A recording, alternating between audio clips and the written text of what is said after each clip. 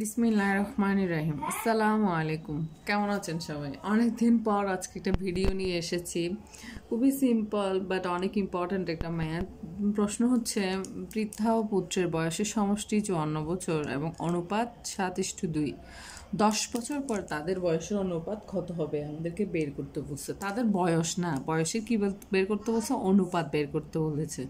আমাদের প্রশ্নটা ভালো করে বুঝতে হবে। এগুলো খুবই ইম্পর্ট্যান্ট জবের জন্য বা এই নিবন্ধন পরীক্ষার জন্য খুবই খুবই ইম্পর্ট্যান্ট। আজকে আমরা শিখবো খুবই শর্টকাট ওয়েতে কীভাবে আমরা এমসিকিউর ক্ষেত্রে ম্যাথগুলো করতে পারি, কারণ এগুলো প্রায় সময় দেখা যায় এমসিকিউতে পাওয়া যায় খুব বেশি।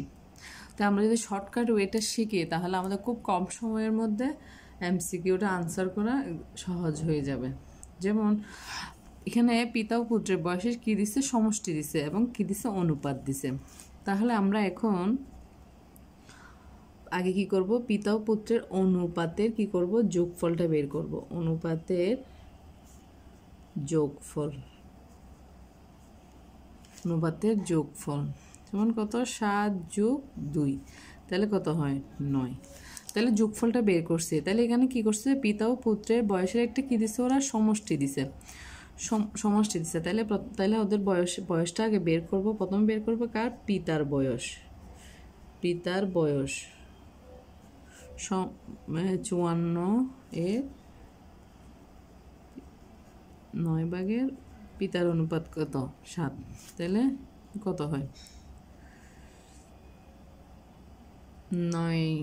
6 নং 54, 6 নং 54, তারপর 6 7 42 বছর। তাহলে পিতার বয়স বের করছি কত, 42 বছর। এখন বের করব পুত্রের বয়স। পুত্রের বয়স কত, 54 যোগফল হচ্ছে 9 আর অনুপাত হচ্ছে 2। তাহলে 6 9 54, 6 দুগুণে কত, 12 বছর। তাহলে পিতার বয়স পাইছি 42 বছর, পুত্রের বয়স পাইছি 54 বছর। তাহলে আমাদেরকে কিন্তু বের করতে বলছে কি, 10 বছর পরে তাদের বয়সের অনুপাতটা, মানে 10 বছর পরে তাদের বয়সের অনুপাত কত হবে। তাহলে আমরা এখন কি করব, 10 বছর পর তাদের অনুপাত, তাদের বয়সের অনুপাত কত হবে। বয়স পাইছি কি 42 বছর, তাহলে সাথে কি হবে, 10 বছর যোগ হবে। তারপর পুত্রের বয়স পাইছি কত, 12 বছর, সাথে কত বছর যোগ হবে, 10 বছর।